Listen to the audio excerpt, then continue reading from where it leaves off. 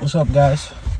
Um, so yeah, I'm doing other videos. I'm trying to do them on a more consistent basis. But yeah, anyways, I was just sitting in my bed today after school. I hadn't been feeling well, and man, I was scrolling on Instagram, and all my Instagrams were like Christian and stuff like that, and so it really hit me that like even on an app like Instagram, you can see God, and that hit me like, with the TikTok ban and everything, the people who are complaining and whining about, oh, my jobs and everything. I was like, how does that represent God?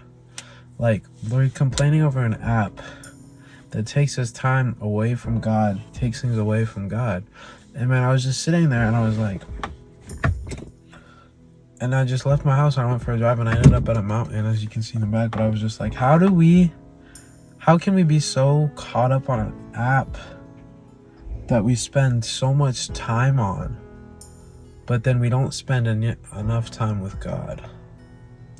And man, that really hit me because, we don't spend enough time with God,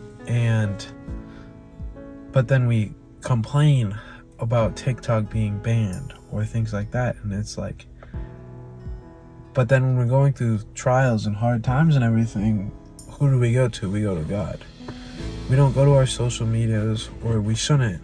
I know I've done it, but we shouldn't go to our social medias when things get banned or when things get bad, And it just hit me that like this is something that a lot of people struggle with. When times get hard, we blame God for it. We go, God, why are you putting me through this? God, this hurt, this anger, why are you putting me through this?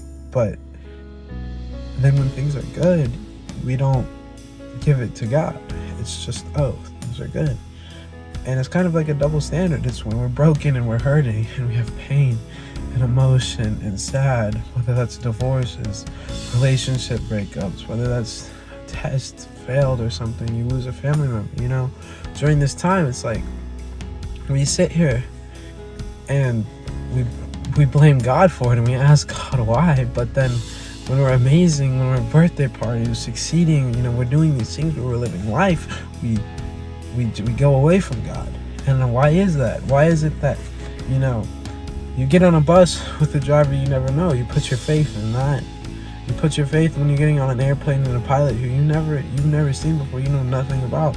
But then why can we not put our faith in God when times suck, when times are hard? Why do we fade away from God? And it's because at the end of the day, we're sinners and our relationship is broken with God, and we don't know how to bring the things to God. And I know it's something that I've struggled with and something that I need to deal with, but instead of walking with these other things, with these other idols, these other things that are taking you away from God, man, I encourage you to walk with God. For example, say you're TikTok being banned, that could have been, instead of seeing it as some reason to complain or a reason to do this, see it as a way of, wow, this is taking something out of my life that I can replace with something like God. What if instead of being on TikTok, you read the Bible? Instead of making that video, you went into a Bible study. There's so many different options of things that we can do with our life, but yet we choose to just sit here and doom scroll and scroll and scroll and scroll. And man, it's, that's not what God calls us to do. And then people get frustrated and mad with God, like, God, why are you putting me through this? When in reality, we're the ones who are putting in our situations, and we end up hating God for it. But the thing about God, and the amazing thing about God, is He doesn't see it that way. He loves us no matter how far we wander away from Him, no matter how far we astray from Him. God loves us. And man, knowing that deep down that God loves you, that the times when you're at the bottom and you're broken and you're hurting and you're alone and you're scared, knowing that God loves you and that God is there for you, that's one of the most best feelings ever. Is that when you're broken and you're hurting, God is there for you. And man, I'm not trying to be emotional. This is January in 2025 has been a really hard. It's been a really hard year already. I have faced a lot, and man, I give it to God because I know the stuff that God has put me through the broken, the hurt, the pain, all of the stuff that I've been through in these last 20 days, God's putting me in it for a reason, and it's part of my testimony, and my testimony that I can share with other people. And so I just encourage you that if you're struggling, if you're broken, if you're struggling through stuff, give it to God, man. Go into battle with God. Because as followers of Christ, as people who want to learn more, that's the best thing that we can do on this earth, is just give it to God.